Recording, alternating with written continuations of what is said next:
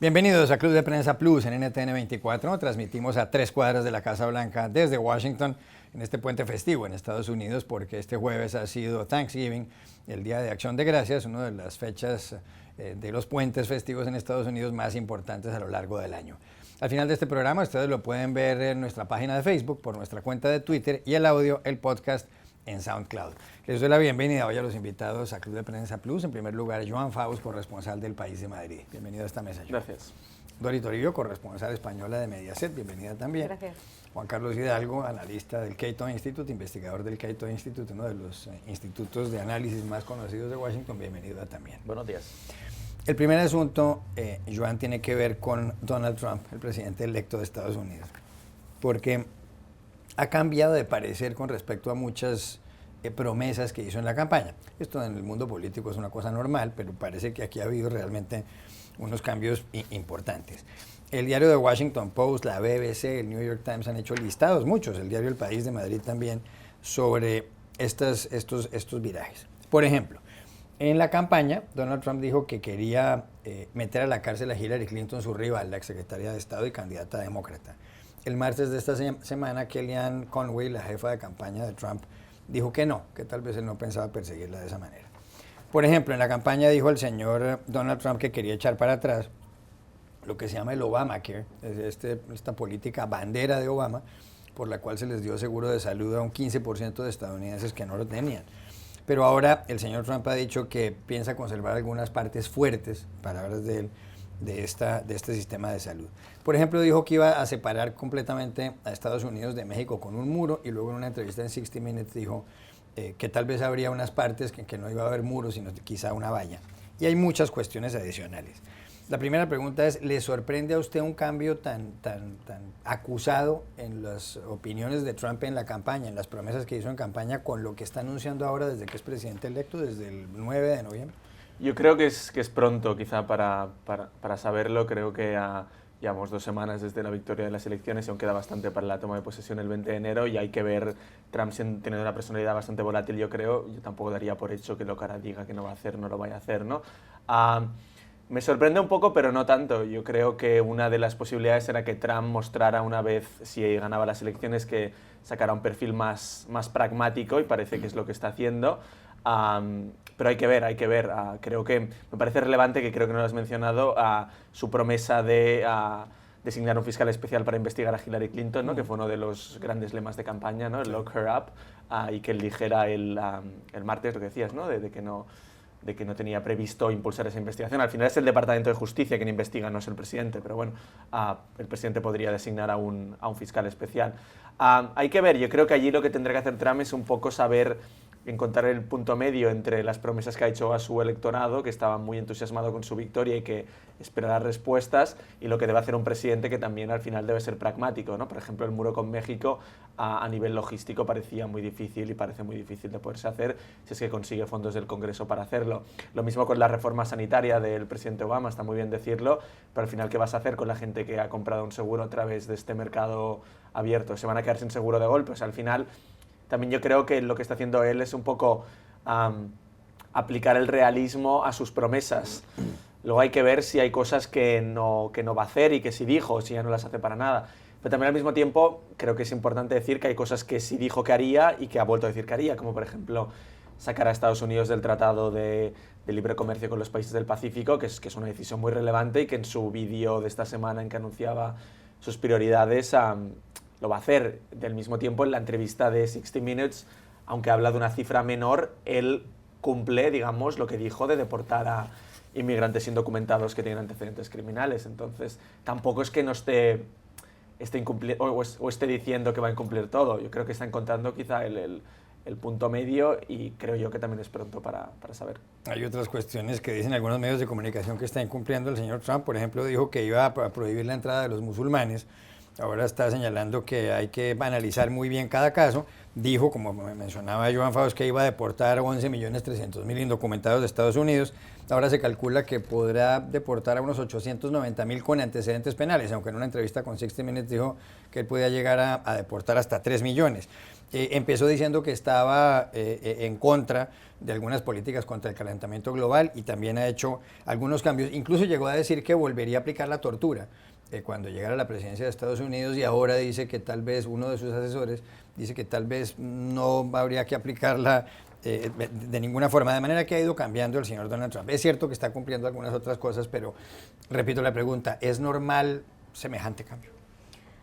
Es normal en parte porque sabemos que esto lo hacen muchos políticos, como encabezabas la entrada. Hay muchos políticos que prometen cosas en campaña electoral para ganar las elecciones y después se enfrentan a la realidad de gobernar, que no es exactamente lo mismo. Ahora bien, la parte que a mí me sorprende aquí más de Donald Trump es las razones por las que está cambiando de idea o las razones por las que está dando pasos atrás, que no son siempre las razones políticas o de peso que uno podría esperarse. Siguiendo un poco esa argumentación que hizo Barack Obama después de reunirse con él, que Donald Trump no es una persona de ideologías, es una persona muy pragmática. ¿Qué está haciendo ahora mismo Donald Trump? Yo creo que más que seguirse por ideologías de lo que él quiere o no quiere conseguir, es recompensar a las personas que le han sido muy leales durante la campaña electoral y que le han ayudado a ganar. Y eso es lo que está definiendo sus futuras políticas. Cuando él da un cargo a Steve Bannon, pues lo está definiendo parte de la política que va a salir de la Casa Blanca. Cuando está nombrando para justicia al senador Sessions, eso está definiendo. Pero la razón por la que les nombra es más ideológica o es más de recompensar lealtades a personas que en su día estuvieron con él y no le dieron la espalda y no le criticaron, que como sabemos es algo que Donald Trump, que es una persona con mucho ego, valora mucho cuando alguien le lanza una alabanza, como por ejemplo el presidente de Rusia, Vladimir Putin. Entonces la razón de fondo que es a la que yo me pregunto, ¿por qué está haciendo esto? ¿Por qué da estos bandazos ahora, sobre todo en asuntos que han sido ejes centrales de su campaña electoral? Por ejemplo, ahora decir que no sabe si va a derogar los pilares fundamentales de la reforma sanitaria de Barack Obama, que es una de las grandes cosas que prometió durante su campaña y es una de las razones por la que mucha gente ha votado por Donald Trump, porque están muy decepcionados con el gasto que supone ahora la reforma sanitaria de Obama y acogerse a los seguros médicos. De repente ya no lo tiene tan claro. ¿Y cuál es la razón de eso? La razón de eso es que dice que después de reunirse con Barack Obama en la Casa Blanca, le cayó tan bien Barack Obama y ahora le admira tanto que ya no sabe, ya no está tan convencido de qué hacer con la reforma sanitaria. Y es exactamente lo que dijo ayer, reunido con el New York Times, sobre el tema de la tortura o del ahogamiento simulado. Le preguntaron, ¿está usted de acuerdo ahora con que esto se vuelva a poner en vigor, se vuelva a poner en marcha o se vuelva a aplicar? Y él dijo, no lo tengo tan claro porque después de reunirme con uno de los grandes expertos me ha explicado que esto no funciona o que no ha funcionado en los últimos años y ahora ya no lo veo tan bien. Es decir, muchas de las razones eran por ignorancia pura y dura. No era por un juego político, no era por una estrategia de ganar la campaña electoral, era porque Donald Trump no sabía que había que hacer esto o que no había que hacer esto o las consecuencias que suponía hacer cumplir cada una de sus promesas electorales. Por eso veo venir que esto va a seguir sucediendo ahora, por ejemplo, cuando se enfrente a la realidad de lo que supone construir un muro en la frontera con México, por ejemplo, cuando se enfrente a la realidad, ahora que acaba de enfrentarse, de lo que suponía nombrar a un fiscal especial para juzgar a Hillary Clinton y la división que eso creaba en el país. Como él dijo ayer, no quiero crear más fractura en el país. Es el paso entre las promesas y la realidad. Esto es a lo que se está enfrentando ahora mismo Donald Trump, por eso creo que va a seguir sucediendo. Decía Mario Cuomo, que era gobernador de Nueva York, un hombre ya desaparecido, tenía una frase famosa que decía: uno hace campaña en verso, pero gobierna en prosa.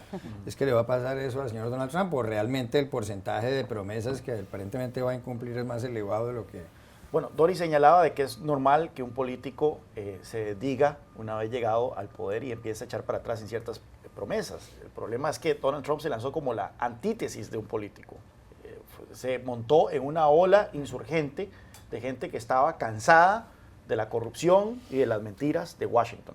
Y uno de sus eslogans de campaña era que iba a llegar a Washington a drenar el pantano, porque supuestamente Washington fue construido en un pantano. Entonces iba a drenar el pantano y acabar con esta cultura de mentiras y corrupción. Y bueno, sabemos que uno de los mayores riesgos de un político o una figura que llega al poder con altas expectativas por parte de sus seguidores es que estas expectativas se vengan al suelo y que la gente se sienta traicionada en la confianza que han manifestado. Vemos de que ya hubo sectores importantes del ala conservadora de la política estadounidense que manifestaron su desencanto y su molestia por el hecho de que él anunciara de que no va a perseguir a Hillary Clinton, que no va a instruir al Departamento de Justicia que nombre un procurador especial para que la investigue sobre el tema de los correos. Esto era una de sus grandes promesas de campaña y era lo que más animaba a su público. Así que cuidado, ¿verdad? Cuidado con Donald Trump. Recordemos que él todavía no está electo presidente de Estados Unidos oficialmente. Recordemos de que el colegio electoral se reúne, creo que es el 16 de diciembre o la segunda semana de diciembre para elegirlo. Él tiene en este momento 290 votos electorales, todavía está por definir los 16 votos electorales de Michigan, ocupa 270 para ser presidente, ya 6 electores que fueron electos, valga la redundancia, en estados en donde Donald Trump ganó, ya han dicho que no votarían por él, así que eso le deja nada más, por el momento, le deja nada más 15 electores más o menos. ¿Cree que hay una probabilidad de que Donald Trump no sea presidente? Si la gente no de repente piensa, si sus seguidores empiezan a desencantarse y dicen, no, este tipo era un demagogo, era un mentiroso y no va a cumplir lo que prometió, puede existir la posibilidad de que al llegar a la hora de la reunión del colegio electoral dice, no voy a votar por otra persona, voy a votar nulo. Recordemos que la ley no los obliga a muchos de ellos. Así que cuidado que incluso hasta podemos tener una sorpresa en el colegio electoral. Pero incluso si quitemos de eso, yo creo que tal vez Trump está subestimando, se le fue a la cabeza el apoyo que recibió. Recordemos que él dijo que él podía matar a gente en la Quinta Avenida y que aún así lo iban a seguir apoyando. Cuidado, cuidado. Ese apoyo que él recibió se le puede volcar muy fácil y puede encontrarse con una situación muy hostil por parte de la misma gente que lo llevó al poder una vez que es juramentado el 20 de enero. Sí, pero ahí, a ver, quiero decir, creo que si algo se le puede dar de mérito a Trump es que ha sabido leer como un genio el entusiasmo de sus fieles desde el último año. Entonces, que creo yo que lleva 2 semanas, un poco más de 2 semanas, quiero creer que él sabe leer qué es lo que quieren sus seguidores o no, digamos, para que no haya aquí una impugnación cuando lleva... O sea, quiero decir, quiero creer que él tiene la medida justa de qué quiere su gente y qué no, y en qué puede modificar y en qué no. Creo que allí yo personalmente le daría un voto de confianza porque este señor pues, ha demostrado que ha conectado perfectamente con mucha gente y que los ha entusiasmado. Entonces, quizá él sabe mejor que nosotros en qué puede ceder y en qué no. Quizá no, pero digo... yo creo que es interesante lo que decías de su lema, ¿no? Trump dice eso, que ya lo decía en el año 1987 en un libro, que los políticos es all talk, no action, ¿no? Todo hablar, pero mucho y no actúan. Pero no actúan, ¿no? Entonces, yo creo que allí lo que tendrá que hacer Trump es demostrar, él se ha vendido como un gestor eficiente, ¿no? Yo he sido un empresario de éxito, he levantado un imperio, confíen en mí, que yo conseguiré grandes cosas para su país. Entonces, yo creo que su mayor reto es... vender esa eficiencia, ¿no? Demostrar que él lo que ha prometido, que no sería como un político convencional que dice una cosa y hace la otra, a demostrar que él logra lo que ha prometido. Entonces, ahí también habrá un tema de comunicación muy interesante, ¿no? Quizás Trump no construye un muro con México, pero construye un trocito, se va allí, se hace la foto y dice, miren, el muro, lo he hecho yo, ¿no? Y la inmigración ha caído. Entonces, yo creo que ahí será interesante ver cómo él ha sabido comunicar, creo que bastante bien en su campaña, lo que quería escuchar su gente, si ahora, cuando sea presidente, logra comunicar lo que su gente quiere ver para él demostrar que está siendo eficiente. Dame un segundo, porque yo estoy en medio de vosotros dos y estoy además ideológicamente o argumentalmente en medio de vosotros dos, porque no creo que a Donald Trump se le esté yendo en la cabeza, pero tampoco creo que tenga todo tan controlado como para saber exactamente lo que quieren sus 62 olfato, millones yo me refiero a un olfato. No, recordemos que o sea, Donald Trump es ese señor no. que se ha reunido con Barack Obama y según contó Barack Obama después de la reunión, se quedó sorprendido de saber que tiene que nombrar a 4.000 oficiales de la administración porque no sabía la magnitud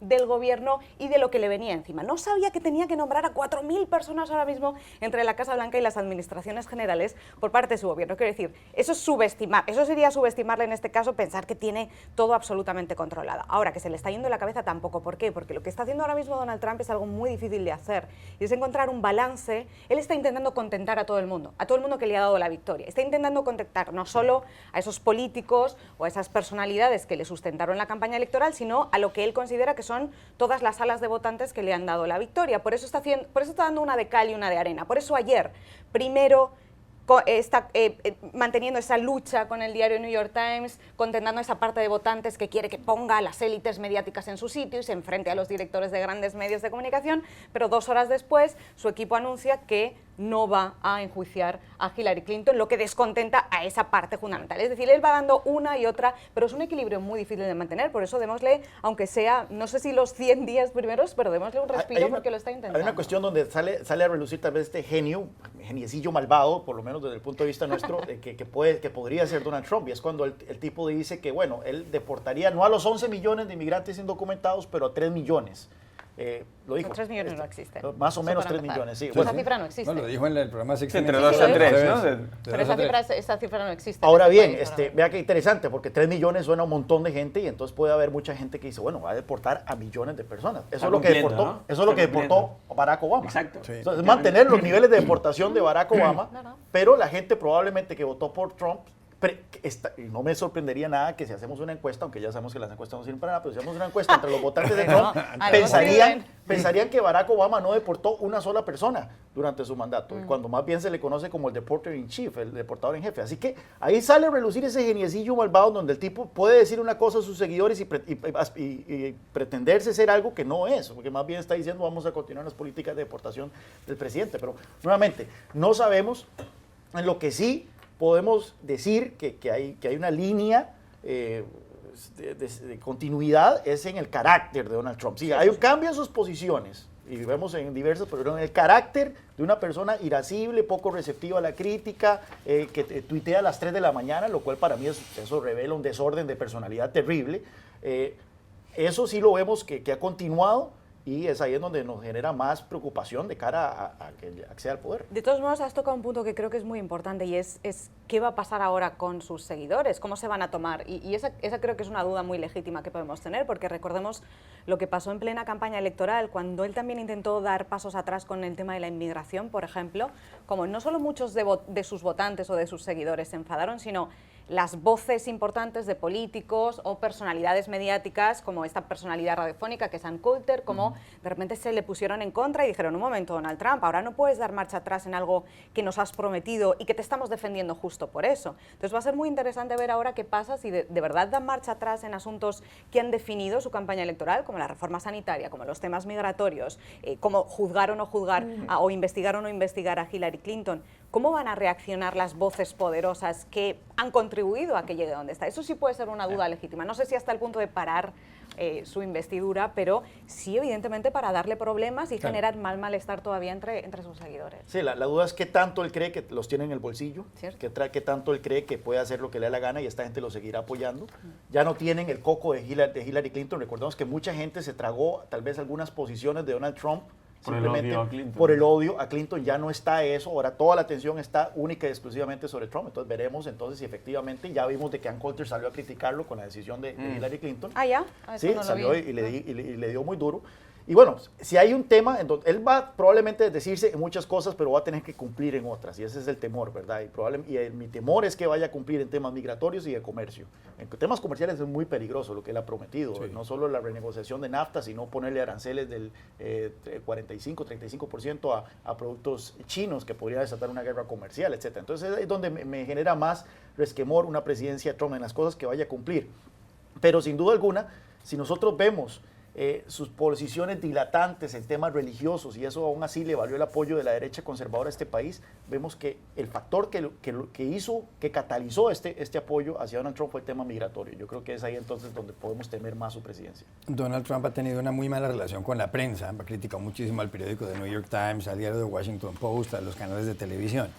Esta semana se reunió con los grandes periodistas de programas televisivos, por ejemplo, George Stephanopoulos de la ABC o Wolf Blitzer de la CNN, pero también con los presidentes de las compañías. Y según cuentan, y eso fue en la Torre Trump, en la residencia del señor Trump en Central Park en Nueva York, según cuentan, él llegó a decir en la reunión, este es un salón, una habitación llena de mentirosos. Y parece que salieron muy enfadados algunos periodistas de televisión. Después se reunió ya el día martes, con los señores del periódico The New York Times, con el propietario, el señor Arthur Sulzberger, y con los directivos del periódico, y con el director y con los editores principales.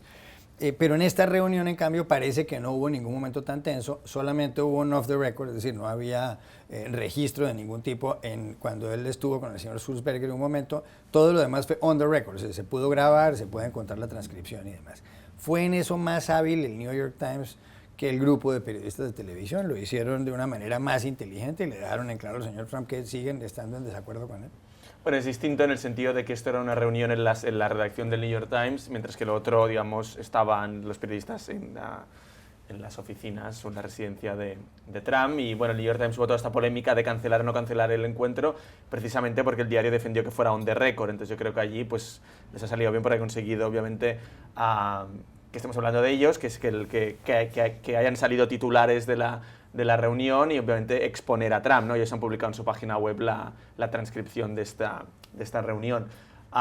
Bueno, es interesante la fascinación, odio del señor Trump con el diario New York Times. Él dice que es un lector feroz y que le encanta el diario, pero dice que al mismo tiempo quizá podría vivir 20 años más si no lo leyera, y continuamente hace tweets llamándolo a fallido New York Times, pero al mismo tiempo les da entrevistas y les da un acceso privilegiado. Entonces, bueno, como una persona de Nueva York, también eso de ser interesante su relación con el principal diario de la ciudad.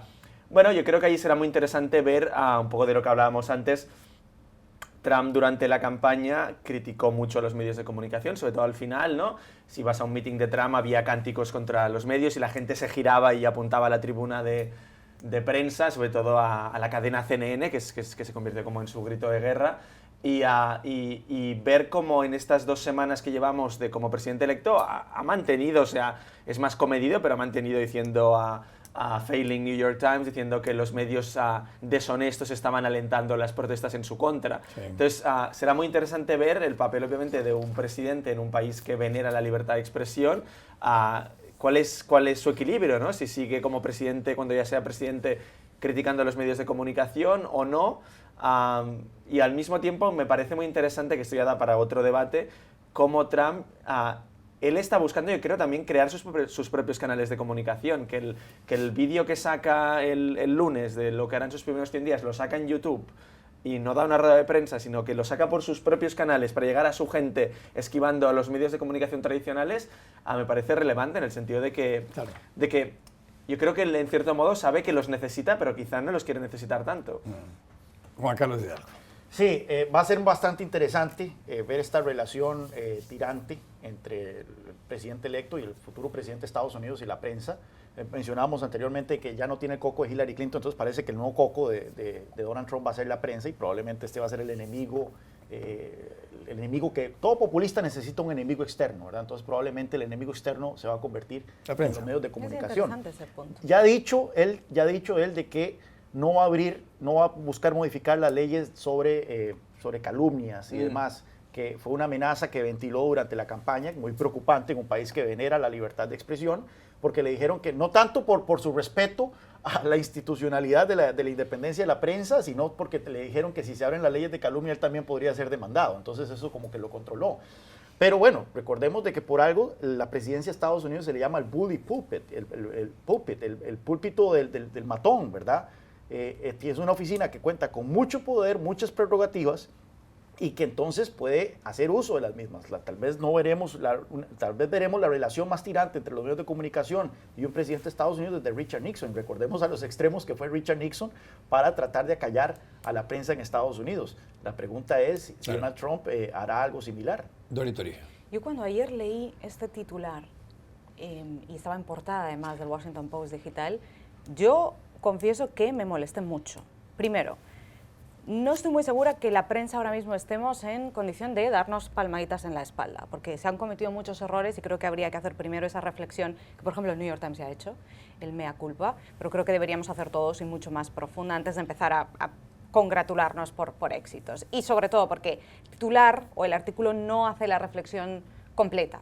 Es cierto que el New York Times hizo eso específicamente muy bien, y en concreto lo que hizo fue presionar a Donald Trump para mantener on the record gran parte de la reunión y solo off the record una parte, de manera que además pudimos estar siguiendo en directo la reunión porque hubo reporteros como Maggie Haberman que estaban tuiteando en directo lo que estaba diciendo Donald Trump, lo cual aportó mucha luz. Creo que de todas las comparecencias o entrevistas o incluso análisis que hemos leído desde que Donald Trump ganó las elecciones, creo que esa reunión de ayer y leer la transcripción esta mañana me lo confirmaba, es lo que más luz ha aportado de más o menos qué está haciendo Donald Trump y cuál es su confusión en algunos campos y cuál es su situación exacta en algunas cosas. Creo que se despejaron muchas dudas gracias a ese buen trabajo que se hizo desde el mismo establecimiento de la reunión, a presionar por las condiciones, a retransmitirla y a conseguir hacer las preguntas correctas a Donald Trump y a manejar una situación tan tensa como esta. Creo que el New York Times lo hizo muy bien y efectivamente merece que le demos las gracias a los compañeros porque lo hicieron muy bien. Ahora bien, lo que no estamos diciendo es lo que no hizo el New York Times ni ninguno de los otros medios estadounidenses o nuestros en general. Lo que no hizo ningún medio, que fue subrayar cómo Donald Trump fue ayer quien manejó los tiempos. Donald Trump fue ayer quien puso los temas de la agenda mediática sobre la mesa. Donald Trump es el que eligió, tuiteando a las 6 de la mañana, que de lo que íbamos a hablar todos durante ese día es de su problema con los medios de comunicación, específicamente con el New York Times. Y de lo que no se estuvo hablando durante horas, ni en esa portada del Washington Post, ni en el New York Times, ni en ninguno de los grandes medios, es, por ejemplo, cómo Donald Trump había decidido no juzgar a Hillary Clinton, o cómo Donald Trump estaba cayendo al negar la legislación actual en un potencial conflicto de intereses. Él fue quien marcó desde primera hora que el tema iba a ser el conflicto suyo personal con el New York Times. Y vamos a ser sinceros, pero esto a la mayoría de ciudadanos no les interesa nada. No les interesa nada si al presidente electo le molesta o no le molesta el New York Times. Lo que los ciudadanos quieren hablar es de otra cosa, de los temas más importantes. Sí. A veces los periodistas cometemos este error de mirarnos mucho el ombligo. O sea, que ayer la segunda noticia del Washington Post fuera si el New York Times lo hizo bien o no. Esto es mirarnos el ombligo. Y esto ahora mismo, cuando un presidente ni siquiera ha tomado posesión, cuando hay cosas muy, muy preocupantes de los primeros pasos que está dando como presidente, esto yo creo que no es lo que preocupa a la gran parte de ciudadanos. Y a los que les preocupa para bien, en sentido de que a los ciudadanos que aplaudieron lo que hizo ayer Donald Trump, claro, porque sentó a los grandes medios de comunicación y les regañó, que encima les ayudó, le ayudó a la posición de Trump. Yo creo que quizá no preocupa a los ciudadanos, pero sí que le gusta a sus seguidores. Total, pues acabas ayudando. Volviendo a lo que decía yo antes, durante la campaña, una de sus pilares ha sido criticar a los medios y decir los medios son deshonestos, estamos ganando y no lo dicen, lo cual al final se acaba cumpliendo, no les hagáis casos, ¿no?, etcétera. Entonces, claro, yo creo que ahí, volviendo a lo que hablábamos antes de que Trump tenía que encontrar este punto medio, él atizando esta guerra con los medios, pareciendo que él controla la situación, un seguidor de Trump, pues digamos que le emociona, porque dice, pues mi candidato sigue manteniendo su mano dura contra los periodistas y no se ha, ¿sabes?, no se ha vuelto más comedido o se ha achantado. Entonces, claro, quizá no le preocupa a los ciudadanos, pero yo estoy seguro que a los seguidores de Trump les encanta ver que su presidente electo le mete caña al New York Times. Pero a eso voy. ¿No quedamos que uno de los grandes errores de los medios de comunicación durante la campaña era ayudar a Donald Trump entrando en su juego político? Claro que él sabe que haciendo esto contenta a una parte de sus seguidores, pero cuando los medios de comunicación lanzan estos titulares, en teoría no intentan contentar a estos seguidores, intentan poner sobre la mesa los futuros problemas periodísticos que va a haber para cubrir al presidente Donald Trump. Pero al final acaba siendo el efecto contrario, que es lo que pasó con la campaña, la cobertura de la campaña electoral, errores que ha reconocido el New York Times. La cuestión con la crítica a la campaña electoral es que, por lo menos lo que yo leí, es que se le criticaba mucho a los medios de comunicación darle mucha publicidad gratuita a Donald Trump, que ahora ya no le pueden ignorar, es el presidente de Estados Unidos. Ahora ya esto es otra cosa. Informativo del dio titulares en esa reunión. No es que Donald Trump va a decir algo y los medios de comunicación pueden decidir, mira, no lo cubramos. Claro. Ya ahora es el presidente de Estados Unidos y lamentablemente ahora todo lo que diga va a estar en la agenda y va a ser el que le va a poner la agenda. Ya regresamos a Club de Prensa Plus. Volvemos a Club de Prensa Plus en NTN 24 desde Washington. Dori, me mandaba usted un artículo, dos artículos en realidad, uno de una publicación especializada en historia, titulada justamente History Today. Paul Ley es uno de los historiadores más famosos y hay varios artículos más que dicen que sostienen que el año 2016 ha sido el peor de la historia. Y entonces este año que está a punto de terminar, y dicen, por ejemplo, y también hay un artículo en BuzzFeed de Michel Remex, dice, hombre, este es un año donde ha habido la guerra en Siria, ciudades destruidas, miles de muertos, miles de desplazados. Este es el año del virus del Zika. Una gran cantidad de niños han muerto, otros están afectados. Pero en cuestiones de política dicen que este ha sido el año del Brexit, es decir, el Reino Unido se retiró de la Unión Europea para empezar. Otros consideran que es una muy mala noticia la elección de Donald Trump como presidente de Estados Unidos, eso es la democracia, pero señalan eso. Y entonces manifiestan que este es el peor de todos. Algunos historiadores refutan la tesis, dicen, hombre, no, fue muchísimo peor 1347, el año 1347, cuando la peste negra en Europa que borró del mapa el 30% de la población europea. Algunos dicen que pudo haber sido peor incluso el año de la Segunda Guerra Mundial, cuando empezó la Segunda Guerra Mundial en el año 1939 y los años posteriores. Incluso 1914, cuando empezó la Primera Guerra Mundial, puede haber sido, o la Gran Guerra, como se llamó en ese momento, pudo haber sido peor. Otros creen que hubo un periodo de bonanza y positivo para la humanidad después de que cayera el muro de Berlín en 1989, periodo que se extendió hasta el 2001, cuando vinieron los atentados contra las Torres Gemelas en Manhattan. ¿Puede uno decir que este es el peor año de la historia o estas son cosas que se escriben en las publicaciones para vender artículos?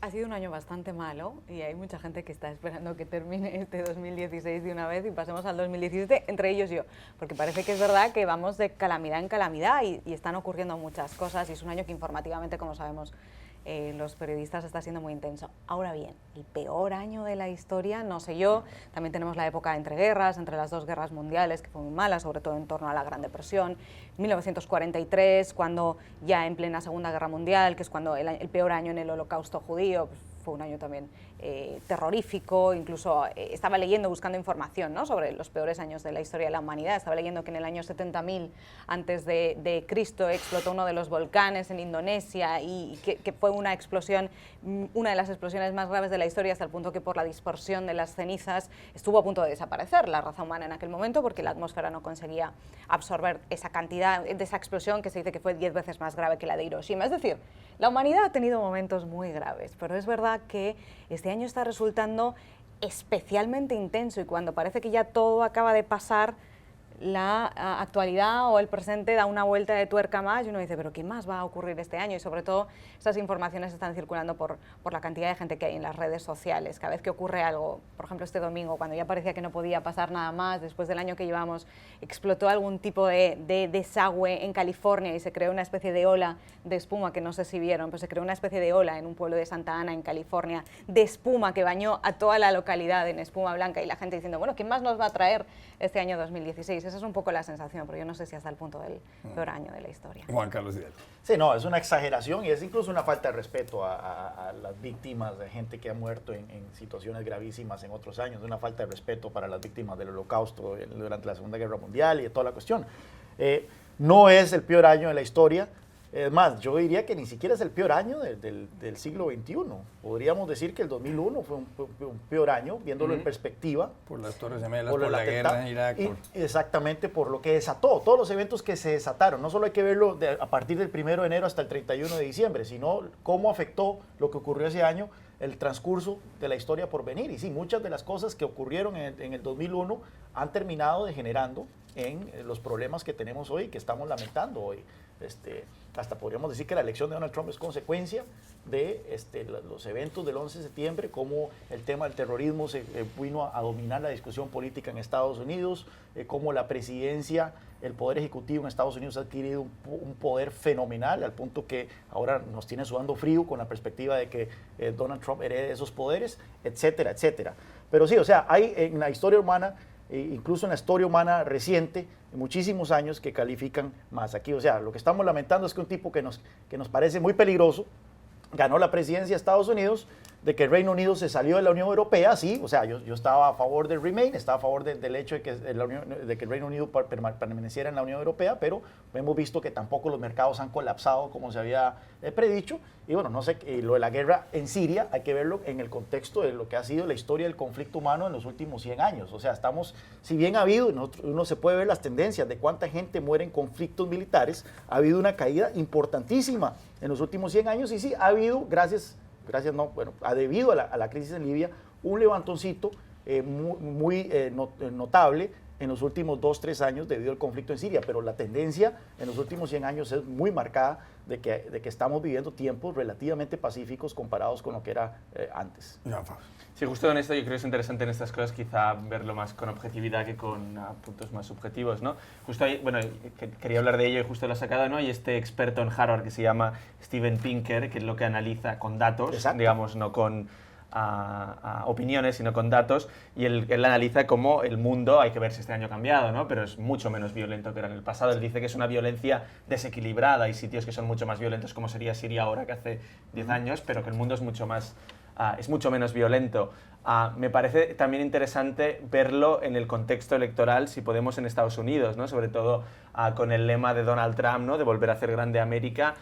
El presidente Obama, que lo viene diciendo ya desde hace tiempo, desde hace años, pero ha insistido mucho, es decir, no hay un mejor momento que ahora para nacer, ¿no?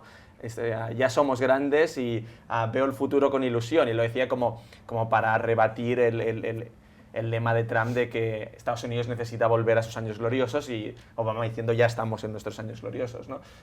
Quizá el que haya ganado Trump también es un reflejo de que hay mucha gente que no percibe que Estados Unidos le vaya tan bien, o que cree que en el pasado le iba mejor. Entonces me parece interesante cómo al final esto es muy subjetivo. Que haya un run en las redes sociales sobre el peor año, si es el peor año, a mí personalmente me parece un poco frívolo. Y creo que hay que mirar las cosas con datos y con perspectiva para sacar una opinión tan fuerte. Pero además de los datos, que son muy importantes, y de los expertos en Harvard, también hay que salir a la calle y hablar con la gente. Y yo me pregunto, y os pregunto, claro que no es el peor año de la historia, pero yo me pregunto, recogiendo, ¿no?, estos comentarios de la gente, ¿qué año tan malo? Y esto es una sensación que existe.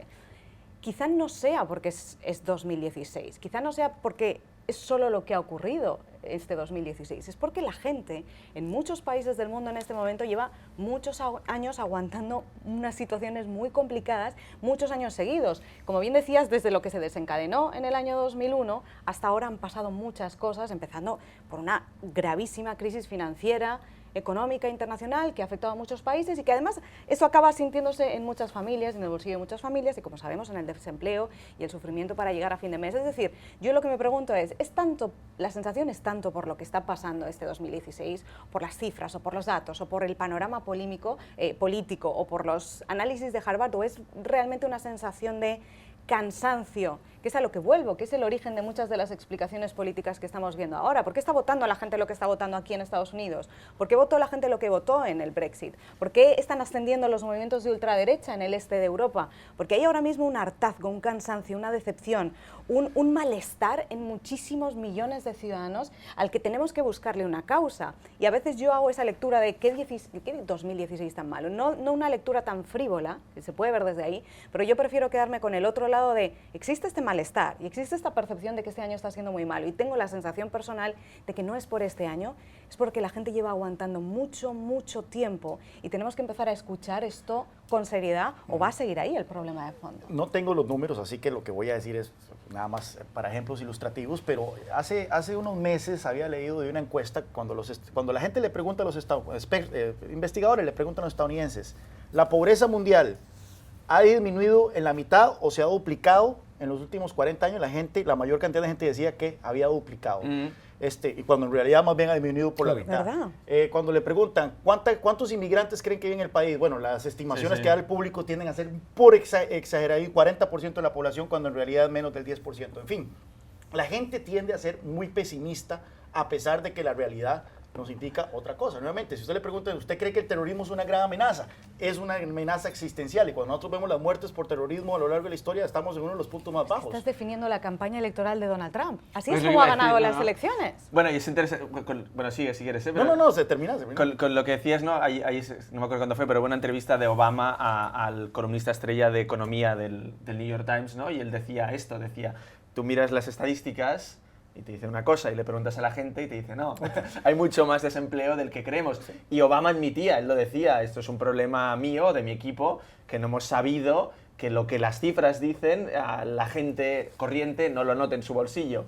Y quizá no me he sabido comunicar bien, quizá debería haber hecho las cosas de otra manera. Pasa en otros países occidentales después de la crisis de 2008, pero sin duda es evidente que Trump vive, o parte del éxito de Trump vive, de que la gente, como dice Dori, tiene un malestar y siente que la supuesta mejora que pueden decir las cifras, ¿no? Estados Unidos con un pleno empleo ahora mismo y con una racha de crecimiento económico fuerte, aunque no sea tan fuerte como podría ser, pero una buena racha, y la gente en muchos estados te dirá, bueno, sí, estamos mejor, pero no estoy tanto mejor como yo creía que era, ¿no? Entonces allí obviamente hay un malestar y yo lo llamaría quizá expectativas no cumplidas o deseo de cumplir cosas que tú esperabas que se cumplieran, que canaliza este discurso rupturista aquí en Reino Unido y en otros países con su microcosmos también, yo creo. Y uno de los problemas de la democracia, y recordemos que la democracia es un sistema de gobierno relativamente nuevo, tiene menos de 100 años de existir.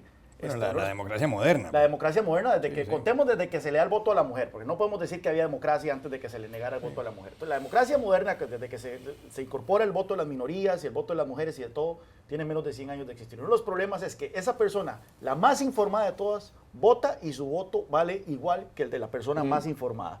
Y es ahí uno de los grandes problemas. Ahora tenemos este desencanto. Problemas o beneficios. Bueno, Pero es algo a lo que tenemos que enfrentarnos, porque hay un desfase entre la realidad y lo que sienten los votantes o los ciudadanos. ¿Por qué las cifras son positivas, pero de repente existe todo ese malestar? En toda esta moda que hay ahora de comparar a Donald Trump con Hitler, que a mí os confieso que se me llevan los demonios, no tiene nada que ver. porque creo que no tiene nada que ver, pero como sabéis, ahora hay mucha gente que está estableciendo comparaciones entre lo que está pasando aquí, la Alemania de los años 20, me parece altamente irresponsable, pero sobre todo por intentar ir al problema de fondo al que no le estamos encontrando solución y va a hacer falta, yo creo, años en que le encontremos, pero una de las diferencias fundamentales es que el malestar en la Alemania de los años 20 y 30 era causal y real. Quiero decir, era un país que estaba entre guerras, después de haber perdido una Primera Guerra Mundial, humillado por el Tratado de Versalles, hiperinflación, paro y malestar real en la ciudadanía. Ahora nos encontramos este malestar, que por supuesto que también es real, porque la gente lo siente,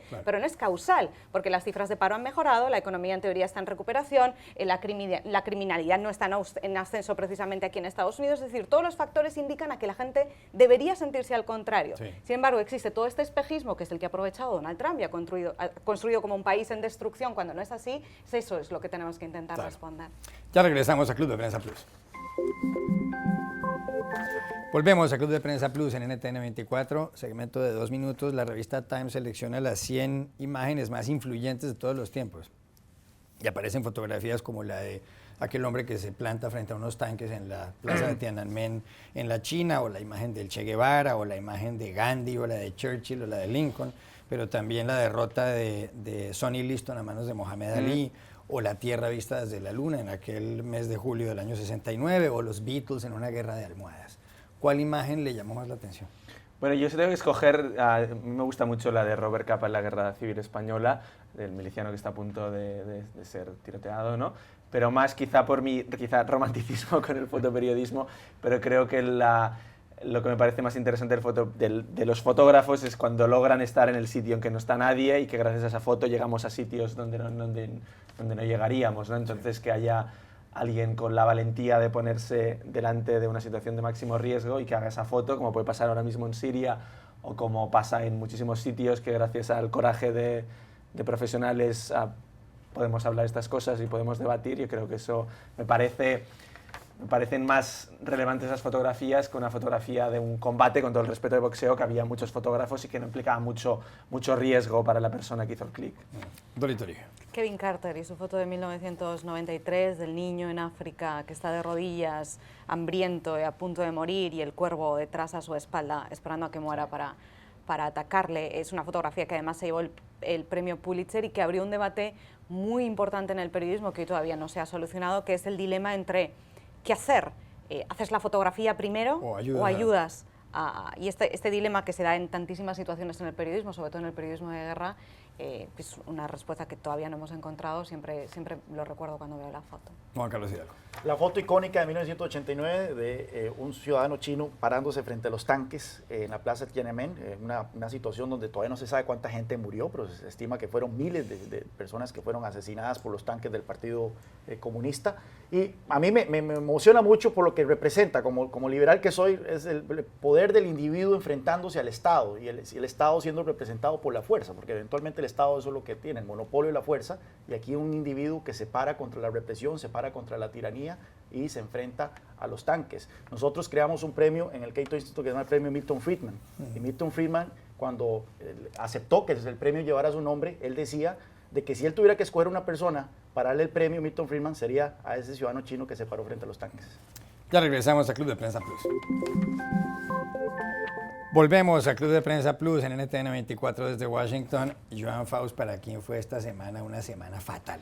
Yo creo que es una mala semana para Steve Bannon, que fuera presidente de campaña de Donald Trump y que hace unos días lo designó su estratega jefe en la Casa Blanca cuando sea presidente. Más que nada porque Bannon sigue estando un poco en el ojo del huracán y en la polémica por su, digamos, afinidad con ciertos grupos antisemitas y racistas, y esto, digamos, ha vuelto a aflorar esta semana que cerramos con una conferencia que hubo el pasado fin de semana en Washington de un grupo de extrema derecha en que hubo proclamas nazis para celebrar la victoria de Trump, digamos, el llamado padre del concepto alt-right, la derecha alternativa. Pues bien, el señor Bannon era el presidente de una publicación que se llama Breitbart News, que él mismo dijo que era la plataforma para la alt-right. Entonces, obviamente, pese a que Trump dijo en su reunión con el New York Times que condena enérgicamente estos grupos y que si creyera que Bannon es un racista no lo habría contratado, sigue, yo creo, esta sombra que seguramente le va a perseguir durante mucho tiempo sobre el señor Bannon, sobre si realmente va a entrar a la Casa Blanca una persona que puede tener afinidades con grupos antisemitas, con grupos racistas, y que obviamente será la mano derecha en muchísimas decisiones del futuro presidente. Dorito Livio, ¿para quién fue esta semana una semana nefasta, una semana fatal? Pues con todo el dolor de mi corazón ha sido una semana muy mala para Bob Dylan, que finalmente ha dicho que no va a ir a recoger el premio Nobel de Literatura porque tiene otros compromisos o otras circunstancias y no puede atender, que es lo mismo que decimos todos cuando no queremos ir a un sitio a recoger un premio. Pues eso es lo que le está pasando a Bob Dylan. Sí es Bob Dylan, sí los miembros del comité deberían saber que él no iba a ir, porque él nunca va, es una persona que no concede entrevistas, que no le gusta comparecer, que no recoge premios, pero claro, después de todos los rumores durante el último mes y las conjeturas y las críticas y hacer esperar al comité durante un mes sin contestar o contestando a medias o diciendo que quizás sí, quizás no, ahora de repente decir que no va a ir y ni siquiera dar una explicación o una comparecencia o un agradecimiento por un premio tan importante que, como sabemos, además está rompiendo barreras dentro de la música, entre la música y la literatura, creo que no es lo más adecuado en estas circunstancias. Juan Carlos Hidalgo, ¿para quién fue esta semana una semana fatal? Nicolas Sarkozy, el expresidente francés, quien fue derrotado en el 2012, uno de los pocos presidentes franceses que han perdido la reelección, fue derrotado en 2012 por el actual presidente François Hollande. Dijo que se iba a retirar de la política, que ya nunca más iba a volver. Bueno, como la mayoría de los políticos se dijo, volvió buscando la nominación presidencial de su partido, fue nombrado presidente de su partido, le cambió el nombre a su partido y le puso los republicanos. Bueno, en una primaria el domingo pasado perdió el chance de ir a la segunda ronda del proceso de nominación, nada más y nada menos que ante su ex primer ministro, François Fillon. Obtuvo nada más el 20% del voto, un rechazo generalizado a la figura de Nicolás Sarkozy, y ojalá que ahora sí se retire de buenas. Gracias a los tres, a ustedes los espero en una próxima oportunidad.